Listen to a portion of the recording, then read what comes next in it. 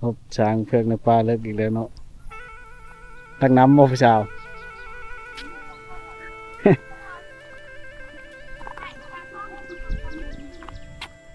สาวอยู่บ้านแกงล่องนี่บ่บายดีต้องเอาน้ำบ่โอ้ได้น้ำเต้างามเลยเนาะ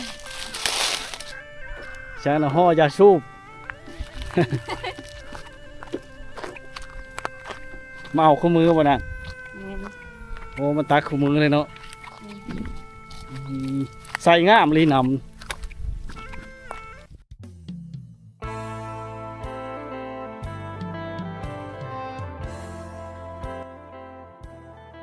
ทักทายสวัสดีพี่น้องปองป่ายเมื่อสักครู่ทุกคนนะยินดีต้อนรับเข้าสู่วิถีชีวิตคนในบ้านที่เก่าที่เคยพี่น้องภาคน้องที่ต่างเขาชมวิถีของชาวบ้านนะการหาบน้ำอย่างต่างๆเนาะ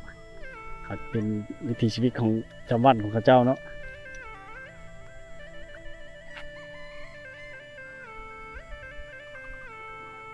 ได้ห้ามน้ำลงเอาน้ำกิน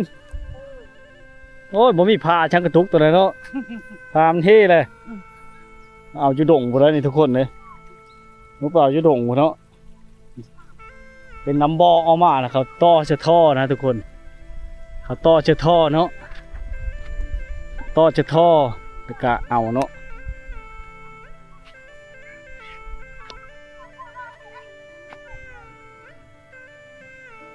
สาววันป่าทุกคน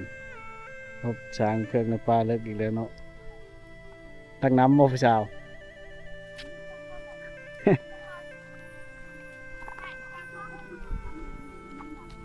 เราไปเอาน้ำในป่าหมดเลยทุกคนเลยนี่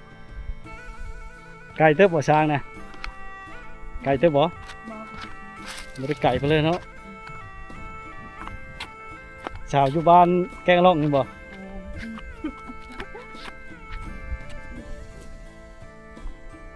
มาแต่ในเมืองบ่คือได้แก้วเพชรแก้วพลอยเจ้าไปอยู่ในเมืองมาบ่อยู่ในบ้านนี้ช่างครอบครัวหรือบ่ยังตีมีฉันเอาครัวชื่ออะไรล่ะชื่อโทสาวโทเห็นผู้ชายมาทำอาบน้ำก่อน โอ้ยมาเอาน้ำตัวเชี่ยวทุกคนเนาะครับห้ามเอาน้ำ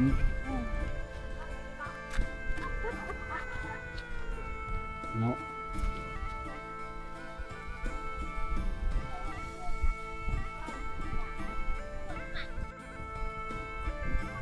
เรามันตักน้ำเนาะนัดหมู่บ้านเนี่ยเน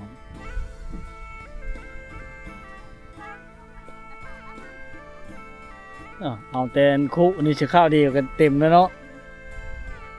หลายคนเลยพี่น้องทุกคนเลยเนาะมาทางนี้เนาะ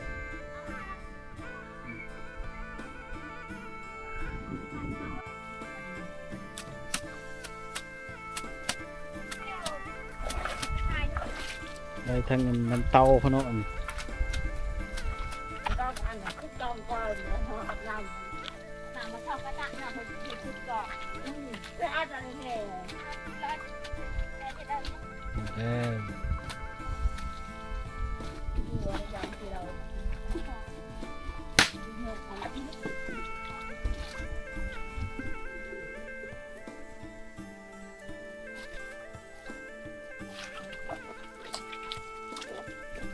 เขาหลายเขาใช้น้ำเต้าหลายอยู่เลยในบ้านหมู่บ้านนี่เนาะคักหลายเนาะนี่เป็นวิธีชนบทเนาะบ้านนกไทยกับเด็กเก้ากับไซแบบนี้แหละทุกคนเนาะเขาจะมาเอาน้ำในช่างดงเนาะในป่าในดงนี่ในหินเนาะคักหลายทุกคนเนาะเห็นแล้วก็มีความสุขมีแบบเนาะคิดย้อนอดีตนะ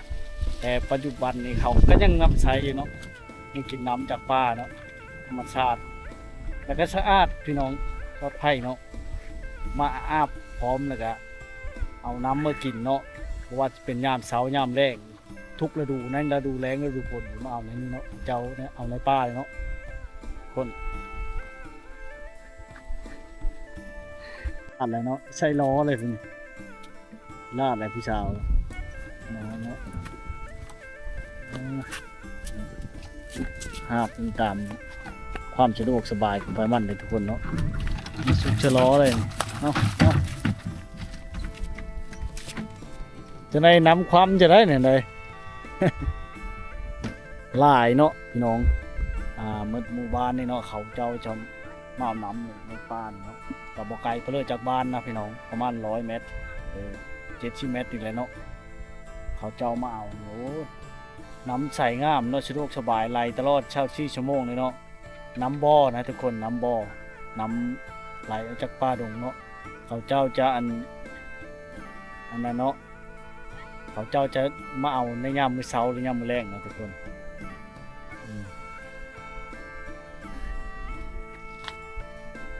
กำลังลงเอาอยู่เนาะ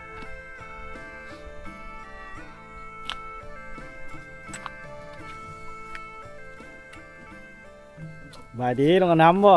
จ้า โอ้ได้น้ำเต้างามเลยเนาะน้ำเต้าพี่น้องบักไงตัวนี้เนาะเห็นตัวไงเนาะ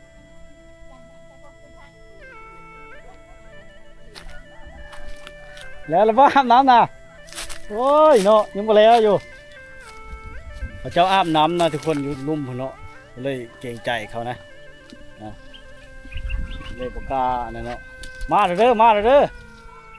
ลงมาโลด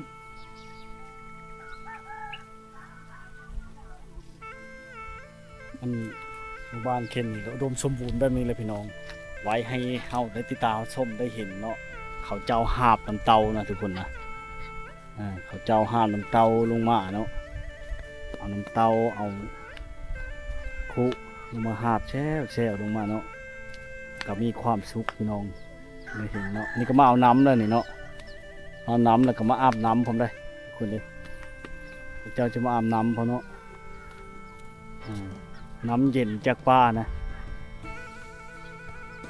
โอ้ทั้งเงินอองทั้งหาบเนาะเต็มแล้วผู้ชายไก่บ่จะเฮิรนนะได้คอยแล้วมันความจะได้ ล้อมเจ็คอยเป็นโทษถึงแล้ว จำเลยเรียกบุเป็น โอ้อันนี้ก็กำลังลงมาเอาเนาะใช้ห่อยาสูบ มาเอาคู่มือบ่นะโอ้มันตักคู่มือเลยเนาะ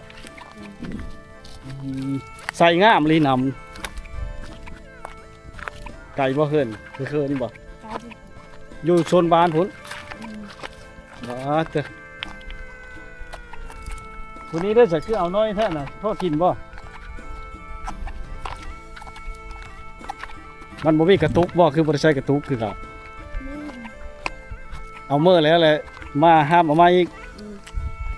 มื้อเช้าก็มาตักบ่ตักตลอดตามมันหมดเนาะนี่เป็นการชินเคยของเจ้าเนาะห้ามน้ำเนาะ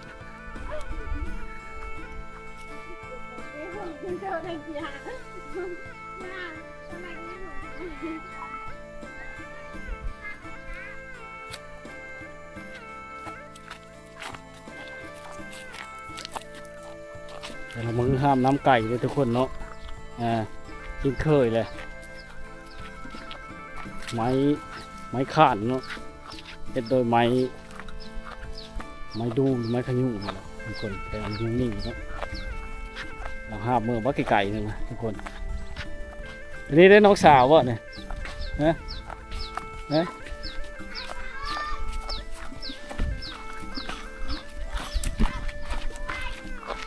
โอ้เราสีหอดเฮิร์นเขาเจ้าเนาะไก่ได้ทุกคนเลยมันไก่เนาะอันนี้ก็แปลน้ำเนี่ยสบายดีแปลน้ำบ่นี่กะเจ็บแฮวเจ็บแฮวคือเดียวแล้วบ้านเฮากะนี่ก็ตำหุนี่ทุกคนตำหุเนาะเพื่อนผู้ชาวพวกไก่ชาวทุเนาะแล้วฝนยิบเลยบ้านเนี่ยฝนตกเลยเอ็ดเลือผู้ชาวนะพาเอ็ดไปเลยนี่ ไปจ้ะ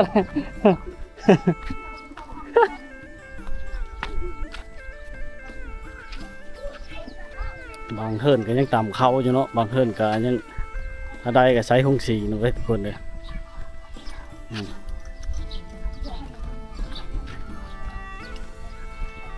เอาพี่ชาวเอาเตยจุชนบ้านชมละเว้าเลยทุกคนปุ๊บเพิ่นแล้วเนาะห้ามปลาไก่เนาะ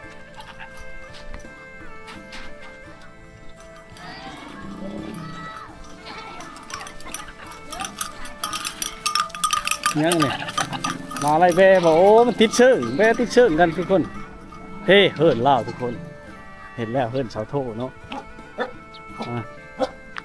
ชอดเฮิร์นแล้วเนาะคนกระตกบานเพิ่นเลยห้ามน้ำกินมัน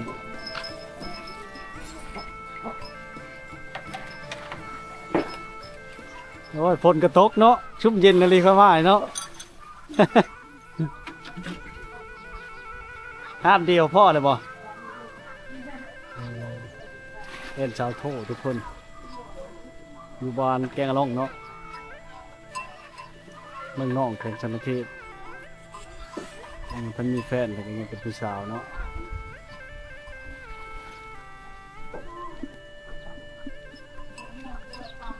แม่ตำหูบ่เนี่ยตำหู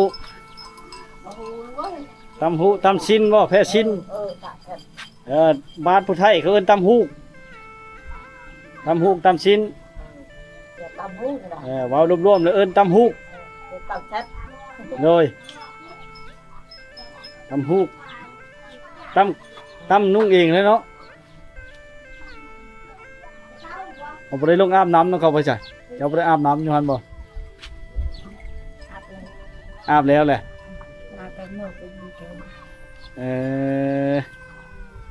เมื่อแล้วสิแวลินแกงอะล่องแล้วนี่ก็จังสิเมื่อ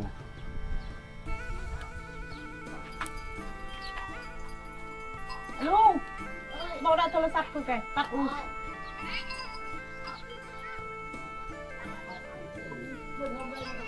ท่านผู้ว่าต่างประเทศทักมาสนใจบ่ผู้ว่าฟังไทยเอาบ่สิติดต่อให้เอาเบิดยังอยู่สวรรค์ยังแต่เขาว่าเอาชาวโทว่าเอาเมดเนาะขอแต่จริงใจเนาะ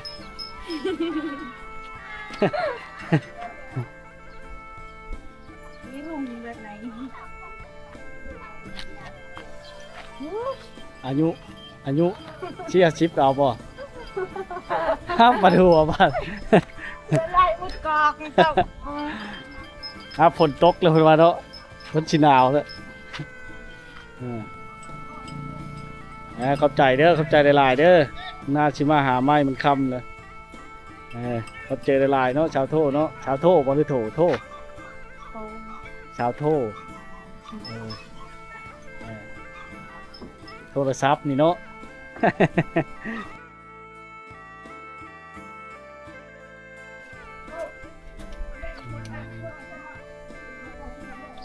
เมื่อยเลยมาแต่คนมั่นบ่มีทางให้บ่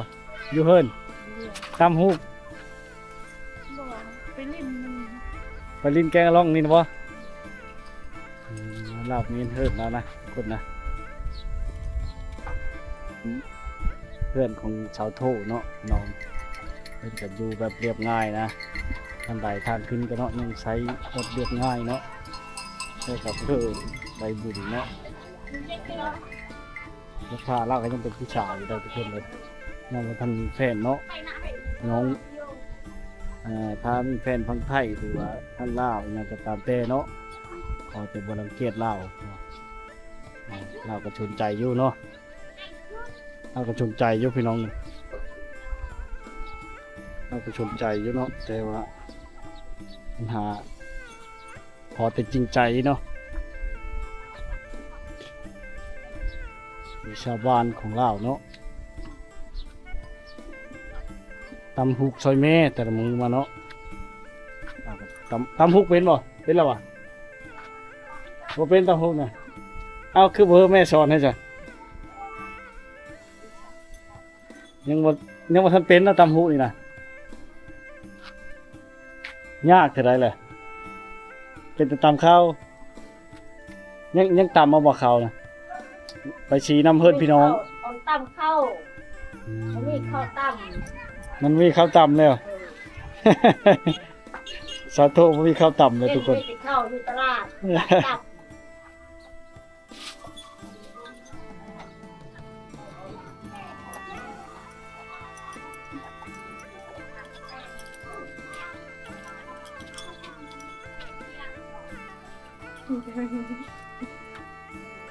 ตักขยับ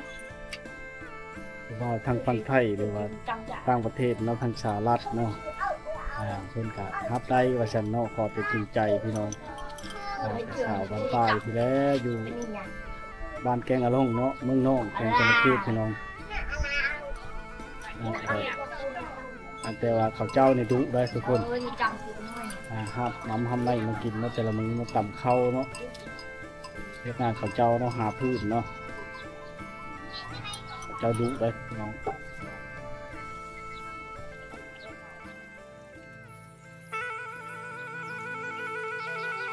สาวโทสาวงามประจำหมู่บ้าน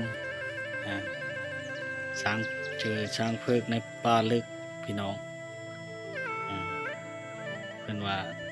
FC พี่น้องทั้งฝั่งลาวทั้งฝั่งไทยเนาะหรือว่าทั้งต่างประเทศหรือว่าสหรัฐเนาะสนใจเพิ่นก็บ่รังเกียจเนาะยินดีต้อนรับเสมอเนาะชาวบ้านป่าทุกคนยังใช้ชีวิตที่แบบดั้งเดิมเนาะนี่แหละชุกแต่เราสิเท่าบ้านเฮาว่าซั่นยิ้มหวานหวานเนาะ